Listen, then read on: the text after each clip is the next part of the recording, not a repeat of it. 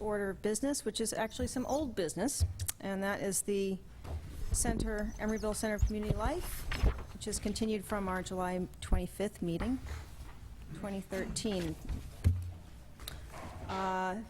Steve, And I need to recuse my... Yes, oh, I'm were sorry. you also going to... No, Oh, I have to just make an announcement, so. Commissioner Tam Okay. needs to recuse herself. Yes, I need to recuse myself, but I will You're remain able in the... to remain in the, Yes, I am able audience to remain and- in the audience as a member of the community. yes, and Thank make you. a statement if you, or, yeah, statement if you so wish. Yeah, and I'd like to announce that even though I wasn't here on July 25th, I did watch the CDs with great interest and feel that I can make an informed decision tonight. They were enthralling. Good. Okay. So we have some new things to review, and is Maru Yes. like to go? Good evening, Chair, Commission members. As you know, this item was continued last month to allow applicant time to redesign the community commons, as well as the 53rd Street frontage, and to include the bike path on the western property line as part of the project. In addition, the Commission appointed a subcommittee that included Commissioner Ms. Tan and Commissioner Moss to work with staff and the applicant regarding this design. We all met on August 9th, and there was a good discussion, and the results are in your packet. The staff report details all the changes that have been made, and the applicant is going to make a presentation on that. I would also like to add that the staff report includes several conditions of approval that the Commission recommended that they be included in the project, and these have been outlined. In addition, the staff report includes 3 conditions added by the Public Works Director, and this is pertaining to things like getting permissions from Caltrans where necessary, as well as accommodating a right turn on 53rd Street. So with that, I'm going to hand it over to the applicant, and I would like to add that in your staff report, there are 2 resolutions. Should you choose to approve the project, there's a resolution for approval, and should you choose not to approve the project, there is a resolution for denial. So with our recommendation is to approve the project with the conditions of approval that have been added subsequently. That's what I was going to say.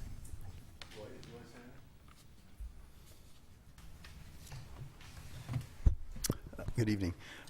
I'm Mark Cyberlick. I'm with the Nexus Architects, and oops, wrong one. Excuse me. Still the wrong one. Is his... Let's see. Is it on the desktop? No, it was on the. Got to go to the thumb drive in the. Yeah, where it was up, but now it's.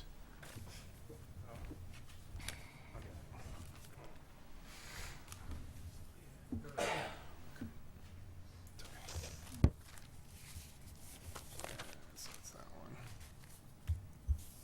Yeah. I got it. Apologize for my technology management skills here.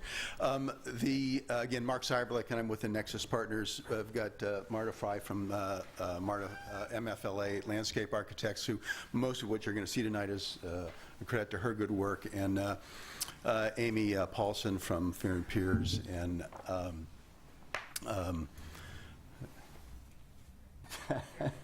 Catherine Talese, excuse me, from LSA. I got that backwards, didn't I? Anyway, this is going to be very, very brief.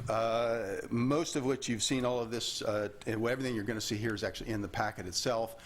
And I'll go through it really quickly. The 3 items that we were asked to redesign and look at different ways to approach were the community commons, 53rd Street Greenway, and the bike path. And I want to thank Commissioner Moss and Citizen Tan for spending some time with us a couple weeks ago And we worked through several options for all of those and came up with the recommendations that we're going to present here tonight. In your packets in the back, there are several of the options that were reviewed, and out of those came these recommendations. This is what you've seen before for the Commons, and this is what we have now. And basically, a few things that we looked at a better balance between both community and educational uses within the Commons, and a better balance between hardscape and softscape, and did things like include a more developed tree grove. The two berms are oriented a little differently, and they're both grass. We've got the green canvas, if you will, that aligns with the community canvas, which should work out very well. Then the turf area here, and then the permanent seating on these edges here, and then the stage, which has always been there, but it's about a 2-foot stage with a seat wall in front of it. And that's sort of the quick overview. That's what we've done. We felt that we worked very hard at a bunch of different options and sort of looked at different ways to get basically these two balances to suit both the educational need and the community needs. I'm going to go through these real quickly, and then plenty of time for questions afterwards. A rendering of that commons area if you're standing on the stage looking back towards the library and the art classroom here. But so this is the turf, this is the seating area that I was just referring to, and then the grove of trees here. Then the second item was the 53rd Street Greenway, and this is the, whoops. This is the before down here, and this is the after. And fundamentally what's happened is the fields have been moved down, have moved to the south, and we've increased the sidewalk from 6 to 8 feet, and we've increased the planting strip along the edge here from 3 feet to 4 feet. The landscape zone was 10.5 feet, and now it's 14 feet. The landscape zone is the same kind of thing as we were doing before, but there's more space to develop it a little further as the Dry Creek expression with the riparian and native plants to celebrate the Temescal Creek. It also includes the bioretention area that runs along this whole strip. There's a larger area of it here, and it runs along here. This also includes the patterning that would occur within the sidewalk itself, and is a rendering that follows this as well. And so here again, this is the 4-foot planter strip here, the 8-foot sidewalk, excuse me, the landscape zone that slopes up to the fields, and then the fence for that secures the edge of the school is actually at the top. And so everything you're seeing here is within the public zone. And the last item was the bike path, and this drawing's rotated 90 degrees, so you're used to seeing the west property line on the left side, and now it's horizontal. But basically, here's 53rd Street here, 47th here, and we've cut a straight line here. We looked at several options that would be the most sort of reasonable, economical, and safe way to do this. And in doing so, what we've done is this is the property line. This is Emery Bay Village here. This is the school site here. This is the field level up here. And so we ran the path so it was straight across from street to street, so you can see the path, and it solved a lot of ADA access requirements, and it was probably more economical in the end. But anyway, the sound wall is here, which was always there. There's the 8-foot paved path, and then 2 feet of buffer zone between to give you the 12-foot clear. Then there's a retaining wall and then security fencing on this side. Now this path would run straight all the way through, and it would remove a piece of the pool deck, about 1,000 square feet. And it was important to note that the cost of such a thing would be around $750,000. Another key I didn't mention is that what happens here is we move all of the fields, and this is important. The fields move no matter what. This will remain clear so that the path can be done at any time, so there'll be no sort of further adjustment if the path is done at a later time. So the fields are going to get moved down. The track is out of the way. Both the football, soccer, baseball are all out of that zone. And with that, I'm done with this piece, and put myself at questions from you good people. I have a question for you on the bike path. So will there be anything built in Phase 1 that would have to be demolished or removed when the bike path goes in? The sound wall. Yeah, the sound wall, and we're still in a discussion with DSA on the wall that's behind the pool. And if that has to be reinforced, that work would have to be redone. Can you kind of elaborate that and maybe point out on the graphic here? I'm not quite understanding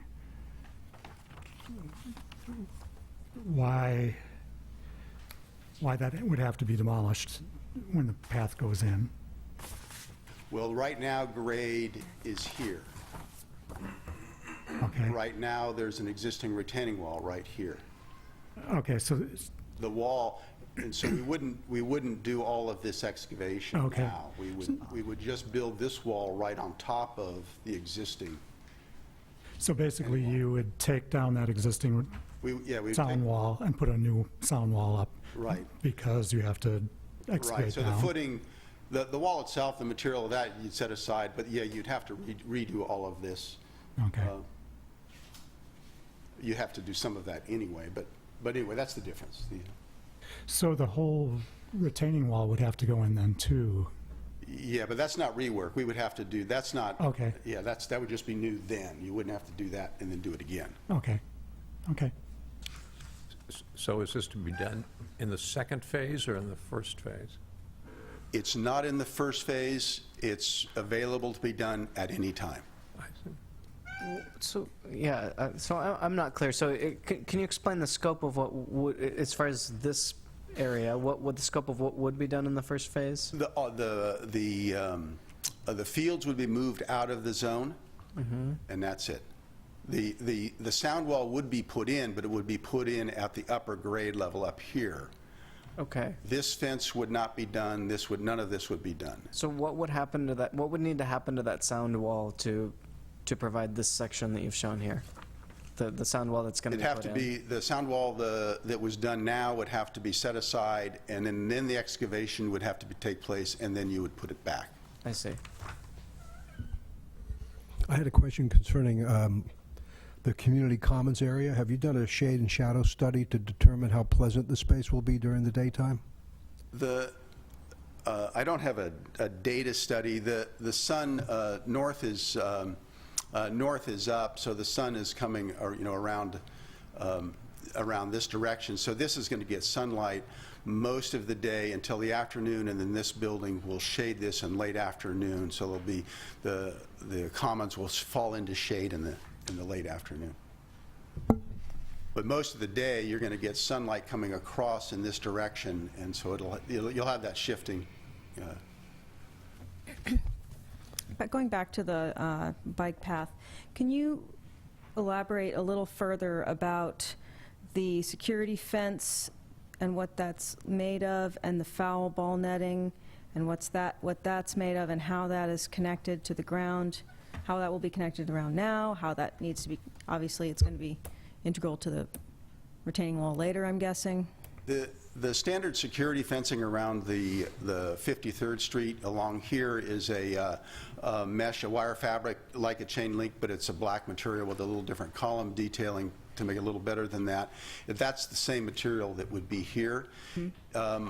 These are a function along this edge here of the bike path. If we don't put the bike path in, then this doesn't go in at all, because the existing fencing that's on here now meets all of our foul ball requirements. Why is it necessary to lower the path? If we didn't do it, there's a grade difference that runs from 53rd Street to the top of the fields that runs about 4 to 6 feet. And so if you don't you have to start digging and doing a retaining wall here no matter what, just to get up to here. So it just turned out to be more economical just to cut all the way through. It solved two other problems in doing that. One is that you have a sight line that's straight across, so if you're driving by, you'll actually be able to see all the way through, whereas if it was raised up, you can't see across. And the other is accessibility. ADA access. If you don't, you'd have to ramp it. The distance of a ramp to get to the grade would take you from here up to somewhere about in this zone here. So it's too that's the steep, reason. basically. Yeah. Because it's 4 foot, is that correct, or? The existing wall right here is about 4 feet, but the field actually gets a little bit higher to deal with drainage, so it gets up to about 6 feet in the midpoint here. So the bike path, as it's designed, there will be, the retaining wall at the edge of the sports field will be varying from 6 feet to 4 feet, is that correct? Yes, yeah. From here, it'll be about 4 feet up to about 6 feet here, and it'll probably maintain pretty much that same height all the way to the edge of the pool, and then it would drop back down very quickly right here because there's no grade change in this zone. So basically, you've got a retaining wall that goes from about here to here that's in the 4 to 6 foot height range. So is there a possibility that it could rise some, I don't know, 2 feet or 3 feet, so that the people that are using the bike path are not in a trench? Oh, sure. We can raise it as much as we want to accommodate the accessibility issues and the comfort level on the sight line across. When you raise this, you add retaining wall here, and so there's some cost implications of that. But there's no function other than the sight line and the ADA. You can raise this as much as you want. So it could be stepped up a little and then step back down and still retain the sight line? Well, It's 2 feet or 3 if you feet? think about just driving by in a car, if that's the parameter you use, you just want to make sure you don't get this up so high that if I'm an officer or anybody else, I can see down and have a sense of safety about this. Is one street the same elevation as the other street? No, it actually drops. No, this is, no, 53rd is higher than 47th by, 4 or 5 feet, actually. Oh. Yeah. Okay. But there again, if it's flat, you actually probably won't, because of the distance, you wouldn't notice that it's not flat. It'll feel flat, but it's actually quite a bit of difference. Yeah. So will there be a new pool deck being put in under this phase? No, Okay. no. And then, so really no changes to the, No, there's no, other than whatever refinishing work we have to do to maintain the pool, the deck itself has no work scheduled on it at all. and then if you can just go through one more time, what would happen with a pool deck when the bike path comes in? There's a wall that's about 5 feet from the property line. If I use this diagram here, if you think of this as the property line, about 5 feet in this kind of location, there's a concrete wall that's there now. And so that wall was built at the same time as the building, and so we're in discussions with Division of the State Architect on what, if any, reinforcement needs to happen to that wall. And so in this phase, we might have to reinforce that, but other than that, this is about the level of the deck. It would all stay the same. You would look the same on the, no matter what, on the pool side. On that strange little walkway side, you might have some reinforcing that might show up there. And do you know at this time roughly what the implications of the smaller pool deck would be on the allowed occupancy of the pool area? You lose about somewhere, I think, between 6 to 10% of its occupant load. I think those numbers in your report, I can't remember those offhand, though. But yeah, 60 to 70 people on a basic code allowed occupant load. Usually those loads are higher than you actually use, but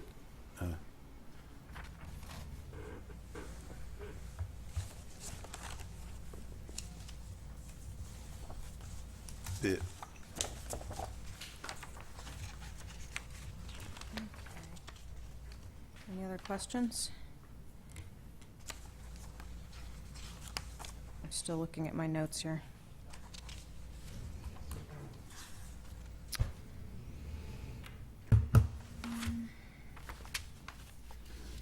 No? Okay, thank you. If any other questions come up, We might call you back. Okay. So I was hoping that if it would be possible, that Commissioner Moss and resident Tan might be able to go through and just make some comments about the process of doing the revisions and sort of what they came, the conclusions they came to and their thoughts. Would that be possible? Sure. You want to go first? Yeah, it was. I thought it was a really productive process. There were, you know, I didn't know we could fit that many people in a conference room in City Hall. So we had the whole design team and representatives from the school district and the various city departments. So it was really great to have everybody in the room that needed to be there to weigh in on various issues. Yeah, Kyrie and I tried our best to represent the comments of the commissioners from the past meeting, as well as, you know, we did our best to channel those that weren't there, as well as the members of the public who were here at the last meeting and other comments that we've received. And I think this alternative, the alternative for the preferred hybrid plan, as it's called, for the community commons, was a direct result of comments that we had at that meeting, and sort of a compromise and meshing of the different design alternatives that they presented. And I'm really happy with the way that this turned out. And we had some discussion of the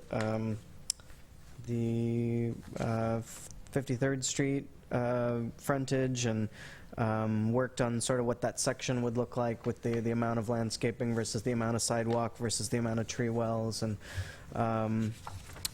what, you know, what that creek landscaping would look like. There was there was a desire on the part of the design team to not have that, whatever sort of creek elements were incorporated, to not have it be a gimmicky version of a creek, which I came to appreciate. And I think what's been developed here is a good, you know, portrays the creek without being too gimmicky. And the sidewalk stamping was something that we asked them to explore further. And then I think the pathway sort of, I think we've discussed the pathway a lot, so I don't think I need to comment more on that issue. So, President Tan, here you are. Playing musical chairs. So yeah, I agree that the process that we went through on the 9th was productive and very collaborative.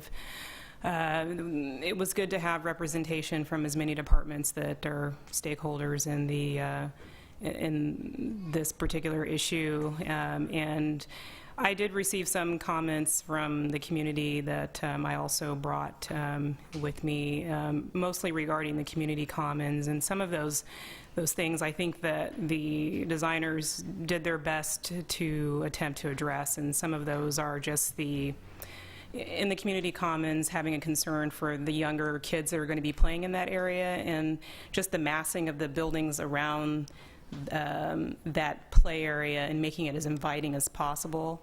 And so what you're looking at there are some of what they incorporated to make that more inviting, in terms of having more trees, having more greenery along the edges that are numbered as number 6 there, keeping some of the elements that in general we all felt would be unique for the kids as far as the wall hollow structure. I think what I don't see so far is what was discussed about just options for including a play structure. There was some sketches provided at the meeting on the 9th that described how you could program for having a play structure in the area where there's currently a vegetable garden, and that would be comparable to what they have at Anna Yates for the younger kids to play. And then also they walked us through the exit paths that are planned for the younger children, the K through 5, to be able to access the fields and the larger play areas, because I know that was a big concern with the community. And then with regard to the greenway, I think that some very concerted efforts were made to address the commissioner's concerns there, and overall I'm pleased with the outcome. I still am concerned with issues surrounding traffic, so I think that's going to be important to incorporate into the conditions of approval, that the traffic really be monitored at those intersections, so 53rd and 47th. So Great, thank you very much. At the last meeting, I closed the public comment. However, could I take a raise of hands if there's anyone here to speak, wanting to speak tonight? Okay, I would like to reopen the public comment if I may, and if that's okay with the rest of the commission. So in that case, I will now reopen the public comment. I assume our standard 3 minutes per speaker? Our standard 3 minutes, come on up. And Who's first? please, who's first? Yeah. Good evening. My name's Eric Gascoigne. I live on 1093 45th Street. When I quickly read through the plans here for the pedestrian pathway and the bicycle path there, I think I read that it said they're going to take down some redwood trees there. Correct me if I'm wrong.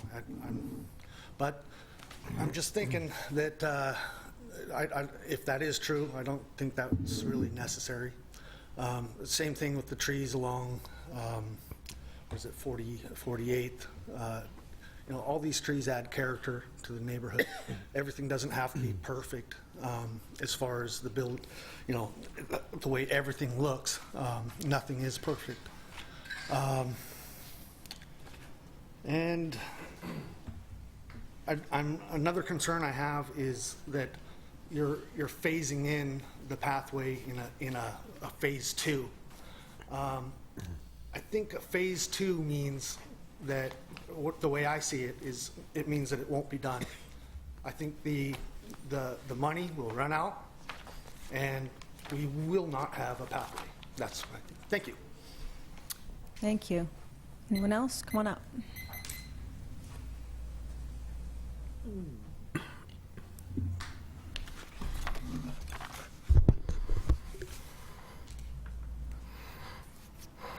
Okay, it's ironic that Mr. Bryant, Charlie Bryant, the planning director, announced here tonight that we just received another award for our pedestrian bicycle plan. There's 2 awards. Now it might go to a national award, and we should be so lucky. That would be great. But it's ironic because while we're getting awards for our plan that we work so hard on, the same evening here tonight, you're going to vote on whether or not to remove a critical element of that plan. That would be sort of ironic. This plan, this bike ped path, was voted on by the BPAC unanimously twice. The school district came to our BPAC, asked us to remove it, and we said no, unanimously 2 times. This plan is central. This path is central to the pedestrian bicycle plan, and we strongly urge you to not get rid of this plan. Now, the school board is sort of soft pedaling this and sort of making it seem as if they're merely, it's just going to be put off for some amount of time. It's going to be done at some later day. Our chief architect said, and it can be done anytime. But let's not kid ourselves here. There's no one likely going to be alive in this room when we have bonding capacity that we have gotten to be able to do this in the future, even if there were political will someday in the future. So it's extremely unlikely this path will ever be built unless we do it now. Now we're getting ready to give the school district over $21 million of our money to build the Center for Community Life, and for $21 million we should get our bike path. And I think you should stand on principle here, and you should tell them, no, we want this path now. In addition, the architect tonight just announced that there's an existing 10-inch thick wide concrete wall that is going to have to be held up, or supported in some capacity to achieve state-mandated seismic standards. This wall is going to be demolished, or would be, I should say, would be demolished if we ever built this plan, this path. So we're doing work that is redundant. We're doing work now to support this wall that has no function if we build the path. So it's wasteful government spending. We shouldn't be doing that. We shouldn't be doing spending that's just for no reason. We should get rid of the wall he's talking about, the 10-inch wall, build the bike path, not engage in wasteful spending like this. And I agree with the previous speaker we said about the redwood trees. It's not necessary to remove those. So I just want everybody to be clear here tonight. If you vote yes on this, you're voting no to our award-winning bicycle pedestrian plan, and this path is central to that plan. Thank you very much. Thank you. Anyone else? No? Okay, I will now close the public hearing. Comments? I guess I'll go ahead and start. I want to thank the design team for responding to our concerns. I think you did a really good job. And I think that the project that we're seeing tonight is a very much improved project from what we saw before. So I like what's been done with the community commons. I have no problem with that. I think that's great. That was a concern. 53rd Street, I think that's much, much, much better. One of the things that I was really concerned about is the bike access for small children on 53rd Street. And I think that this remedies my concerns by providing a sidewalk that is wide enough that kids can ride their bikes on it and get into the school safely. I also think that it now captures the spirit of the general plan as far as this being a green street in a green way, and it does that quite well given the constraints that we're working under. The last thing is the bike path, which was a huge concern of mine, and I shared some of the sentiments that were voiced at our last meeting. My thoughts were the way this plan was at that time was the path isn't going to happen because there are too many obstructions, there's too many things that have to be changed.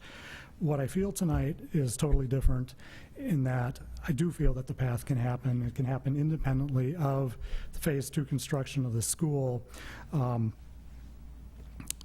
Things are aligned so that the path can happen. I think the cost of the path is within the range of something that we could apply for a grant and get a grant for. And we've gotten grants in the past for safe routes to school, things like that. I think there are opportunities for that.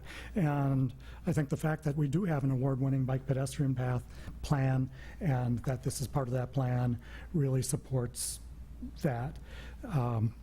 So I'm in a very different place than I was last month about this, and I like what's been done, and I would move this forward. I have some comments, and actually, before that, I have a question. I have a question for you. Come on up. Could you speak a little bit about the library and how that could work?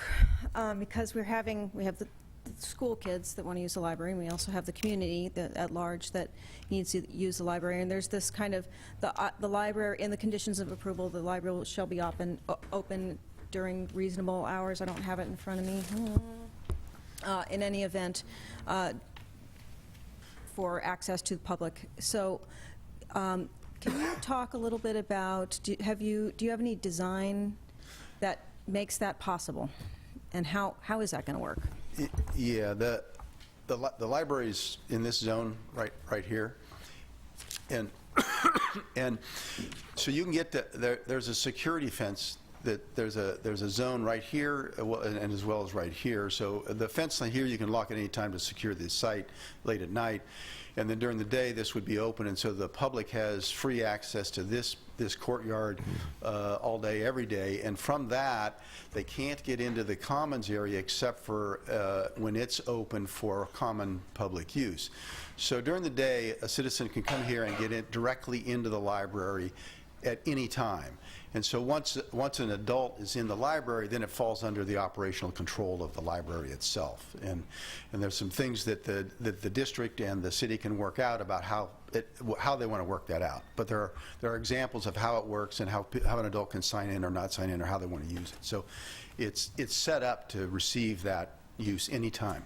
So there's no specific design that was, or design options for that to work well, or is there? Hi, come on up, Roy. Yeah. Hi, good evening. Roy Miller, Project Director for the ECCL. Maybe I can bring the Commission up a little bit on the process that we're going through for the library. There is the intent that this be both a public library space and a school library space, and that's been true from the very beginning.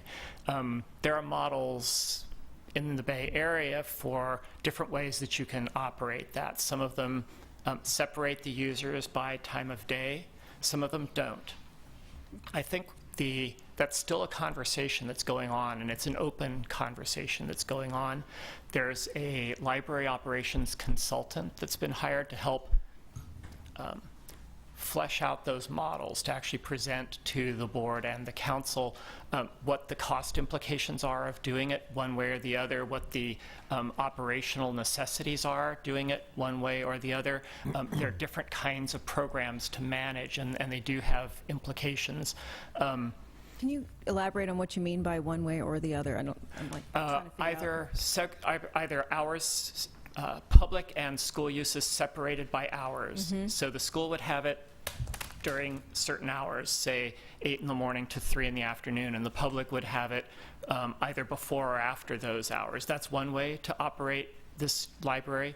The other way is that there's a mix all the time, that public and school have access to it, and it's zoned in some way so that there's a control within the library, as Mark Cyberlick was saying. But you can imagine there are more operational questions that come with that particular set of circumstances. And staffing needs and costs associated with staffing needs. So all of that's under study.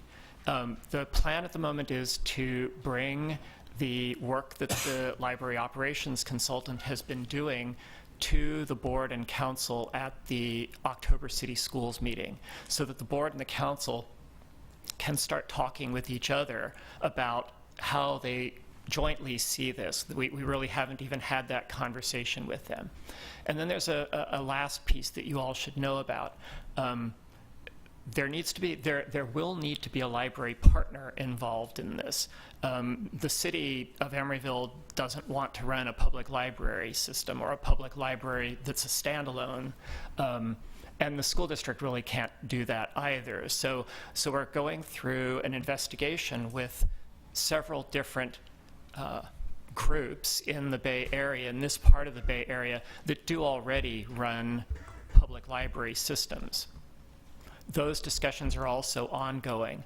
There's information being gathered about what the advantages and disadvantages of being a part of any number of these systems would be. So that library partner, when that's determined, is also going to need to be part of these conversations about how a library is actually operated and what that means in terms of hours of access. So that's the current status. That's where things sit right now. Okay, thank you. And then I had a question for the landscape architect. Is that Paulson, Amy Paulson? Come on up. Could you talk a little bit more about the tree selection in, the Gladitsia tree selection in the courtyard and why you chose that? Why we chose it? Actually, it's a Katsura tree. I think a Gladitsia was the alternate tree. What we want in the courtyard, both the community courtyard, the entry plaza, and the commons, we want one tree. We want something open, lacy, and deciduous. So I thought, for some reason I thought the three near the library were Cercidophyllum and then the rest were Gladitsia, so, okay. No, they would all be the same. We want that as one reed. Have you had success with that species in this general location? Because some their cultural conditions are fairly specific. They're rather specific, but we think this is a sheltered location, and we think it would be really satisfactory.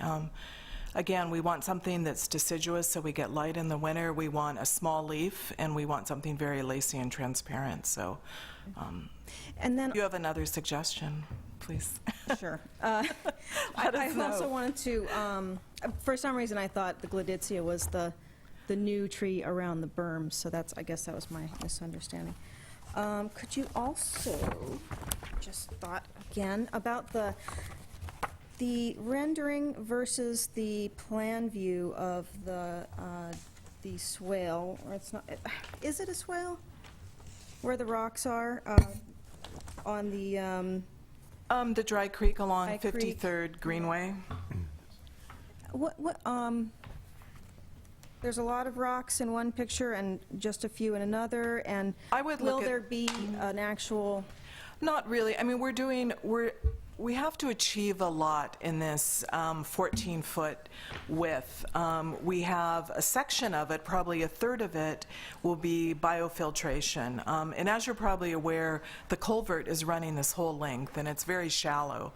So part of this gaining real estate, we've also taken the berm out, so we're shallower. So this is more of a gestural expression of a dry creek. It will fill with some water, it will do some stormwater drainage, but at the same time behind it, we have a combination of biofiltration for a section of it with the same riparian planting palette throughout. So there won't really be a differentiation, but... And which section is that?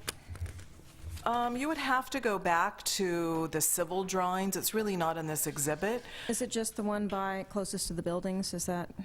Yeah, it actually extends a bit along the athletic fields as well. I can't tell you the exact dimensions because we're thinking of relocating.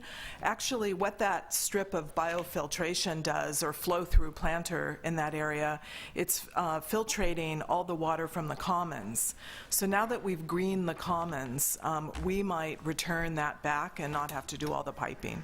So our civil engineer is not here, but we will be revisiting that. But to answer your question, is if a cross-section through this creek, is there a big V ditch? No, it's gradual, and it's just more of a gestural expression of a dry creek. And some of the year it won't be dry. It will be more sedge-like and moist, but 3/4 of the year it will be. So we're gonna have to water it more. There is going to be, no, not necessarily at all. There is no water here for 3/4 of a year. There will be Sure, but it's not irrigation throughout this. It will need water when it needs water. And then, I guess there was the last question I had was,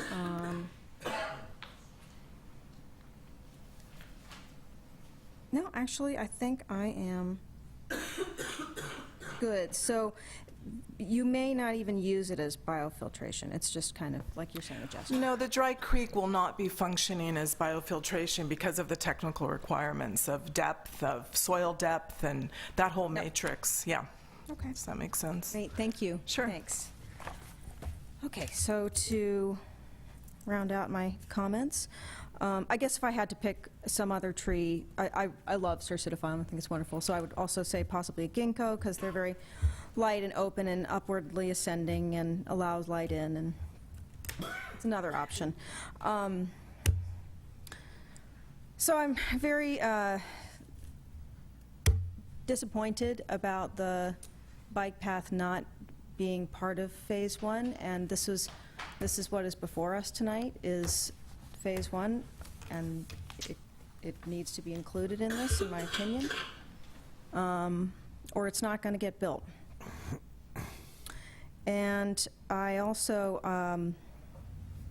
there's a few other conditions of approval that I think might help, and weren't addressed from the last session, or maybe I forgot to add them, but we were also talking about bike parking in front of the pool, which I'm not sure got done.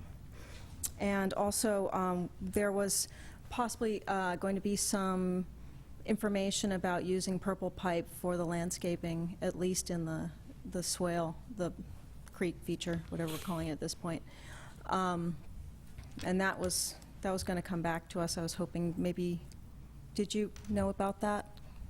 Sorry, make you to come back up again. No, I didn't know that specifically.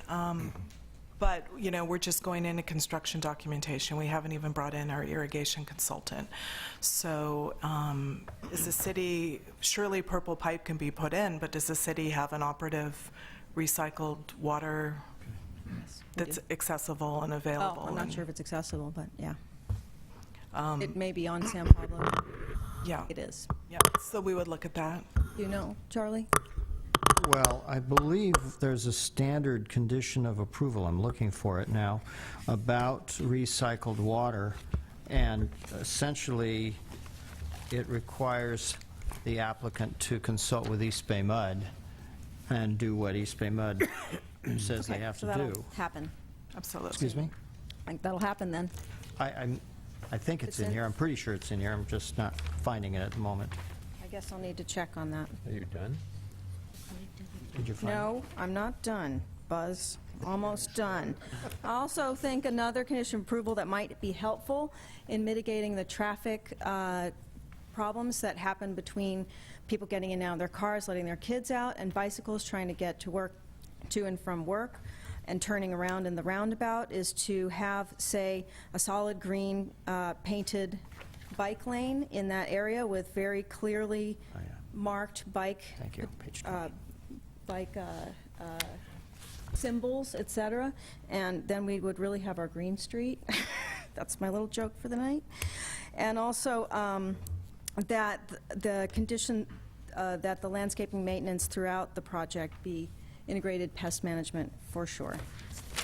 So that being said, I do still, I'm sorry that the site is so small and there's so many things that have to happen. I'm concerned about the same things, the squishing of the sports fields, and that the kids are kind of getting the short shrift on things. And at the same time, I am very pleased to see that there has been some progress in terms of a bike path that needs to happen now, and the creek feature being wider and the sidewalk being wider. So that's Chair Crimmely, I think we could respond to a few of those things. Okay. Let's see, concerning the recycled water, we did find that. It's on page 20 of the conditions. It says the applicant shall submit a letter from the recycled water provider, East Bay Mud, stating requirements for recycled water, water plumbing prior to issuance of a building permit. If the applicant is not complying with the requirements of the recycled water provider, the applicant shall provide a written explanation of its actions. And that's a standard condition. Okay. I think with children being in this area, it should just be a straight-up condition with no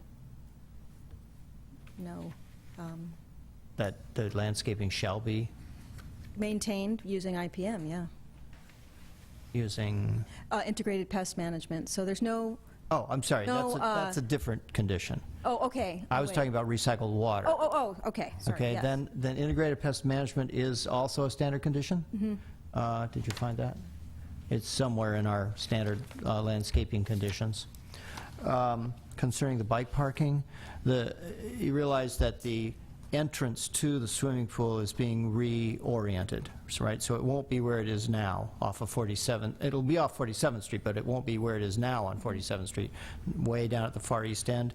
It'll be more like around the corner. A corner where the by bike the parking is. so you'll enter into the gymnasium and the swimming pool all in the same place, and there will be bike parking there. I did see right where the corner was, and Yeah. that makes sense. So there are some bike parking spaces there. Okay. And then concerning the street, the city's, the PED bike plan doesn't call for bike lanes on 53rd.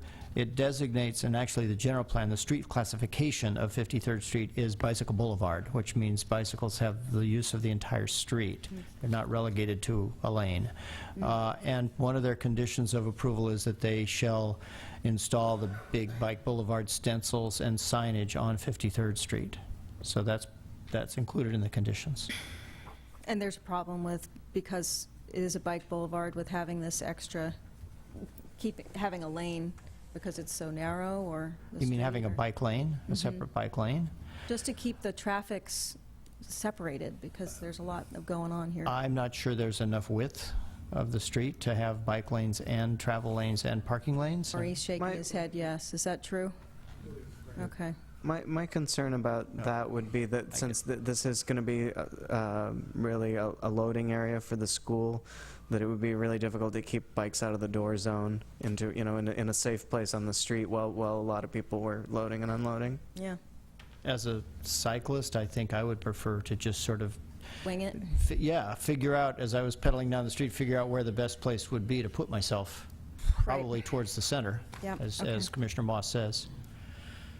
Has that ever been done, where the bike lane's in the center? No, it's too crazy. Oh, well, you will soon be seeing, it's not exactly a bike lane, but you will soon be seeing on 40th Street in Oakland, between Adeline and I'm not sure where, maybe Broadway, Telegraph, a green stripe lane area down the middle of the right-hand travel lane, with bike stencils and I believe signs saying bicycles may use full lane.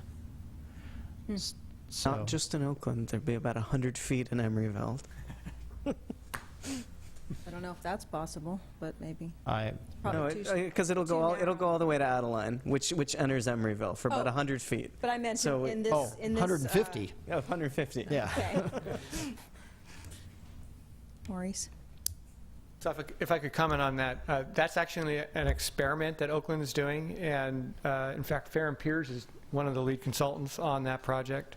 She probably knows the most about it, but once that's been experimented and studied, it's going to go back to the standards that they look to see whether or not that's something that we'd want to incorporate into typical standards that you'd see in the MUTCD.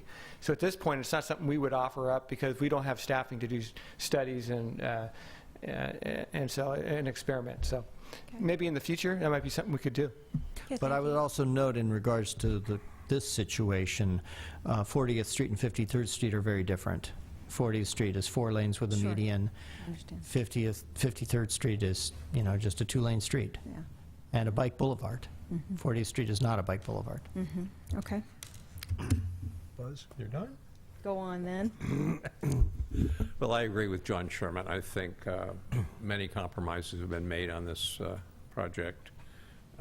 Certainly, in prior reviews, the architecture has been enormously improved, and I think we should go ahead and approve it.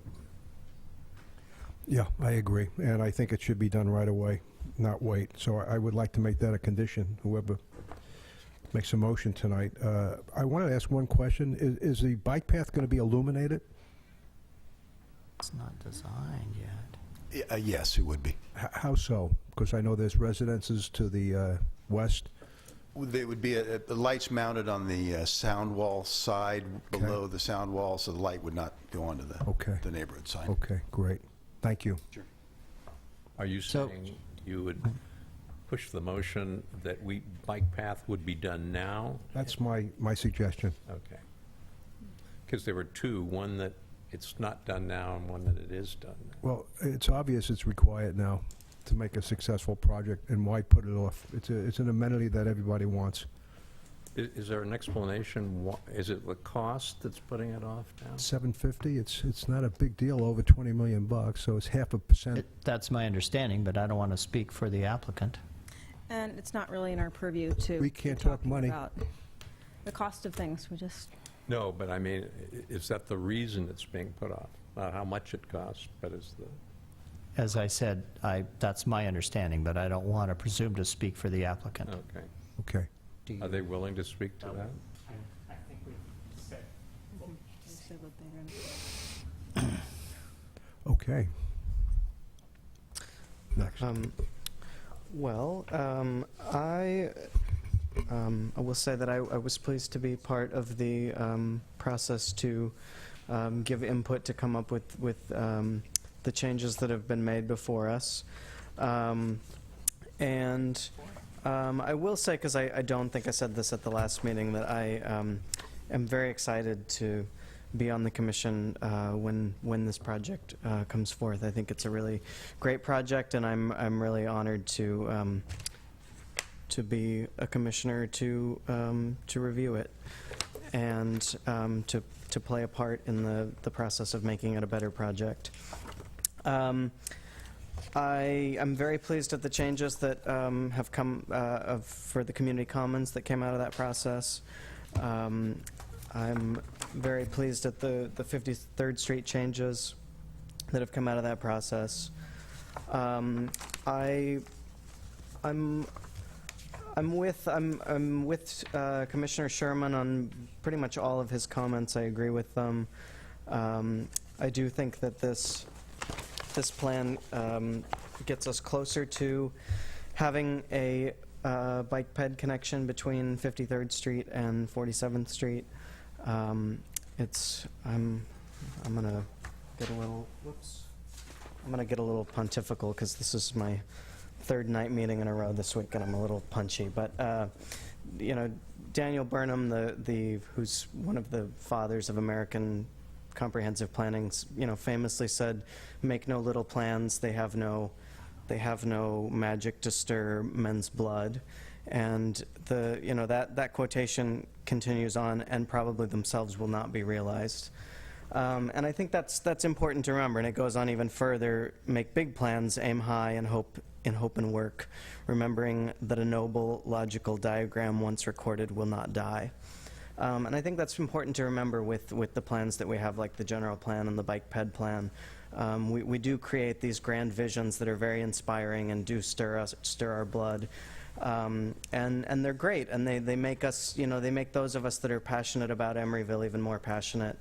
And while this plan does not immediately provide this bike ped connection, it gets us closer there.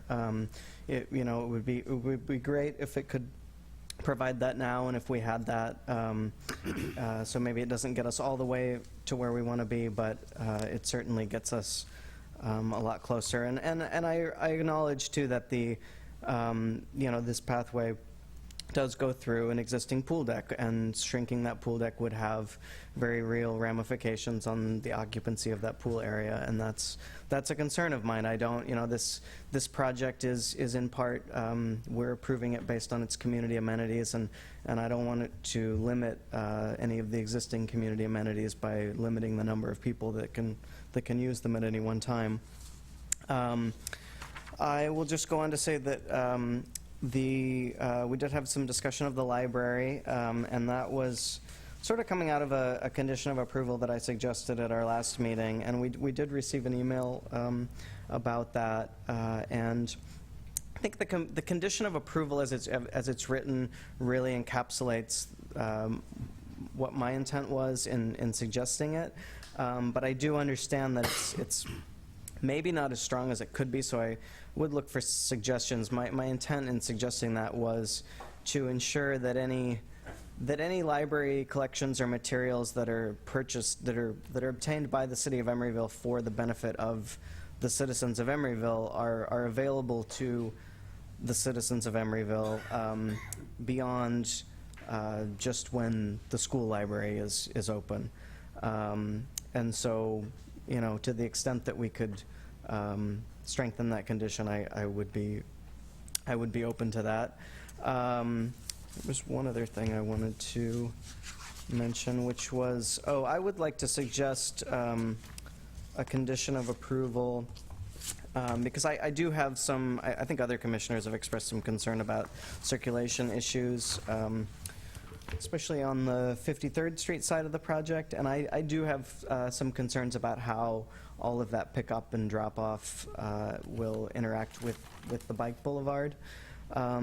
So I would propose a condition of approval, something to the effect of when the experimental study of green bike lanes, or at such point as the experimental study of green bike stenciling on 40th Street is completed, that this project be looked at or analyzed for the appropriateness of such treatment in this location. Was that really a condition to this approval, or just a recommendation for the future? Well, it's sort of both. I mean, it's a future condition of approval that's triggered by the completion of something else. But you know, I want to make sure that we are. I understand that that's an experimental treatment that's being looked at, and so maybe it's too new to look at as part of this project now. But I would like to suggest that it is revisited when, at such time when we have more information about how those things Well, the function. city does have an ongoing program of marking bike trails throughout the city and right-of-ways, and there's no reason to think this wouldn't happen here. It's outside our bounds, though, isn't it? No. I'm not sure how that gets written in as a condition of approval, Well, we except... can't. Yeah. I don't either. I was just giving Okay. a stab at it. Okay. So did I hear a potential motion? I'd make a motion, we approve as submitted and recommended by the staff. Any caveat as far as when it's built?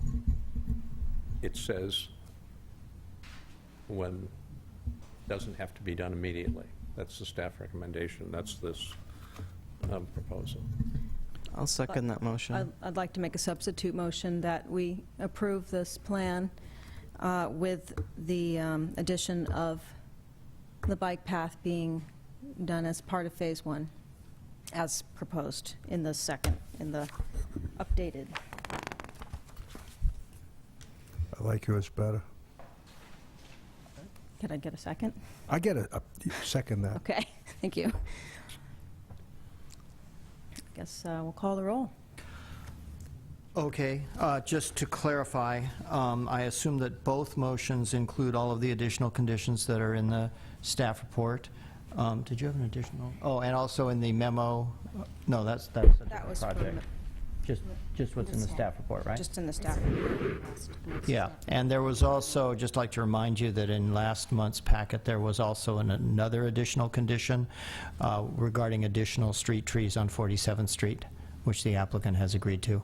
So that condition, plus the conditions that are here in your packet tonight, and then the original motion was to approve it that way, and the substitute motion, which gets voted on first, was to approve it that way with an added condition that the bike path be built as part of Phase 1. Correct. Correct? Mm-hmm. Correct. Okay. So you ready for the vote? Yes. So this is on the substitute motion first to approve the project with the bike path in Phase 1. Commissioner Moss?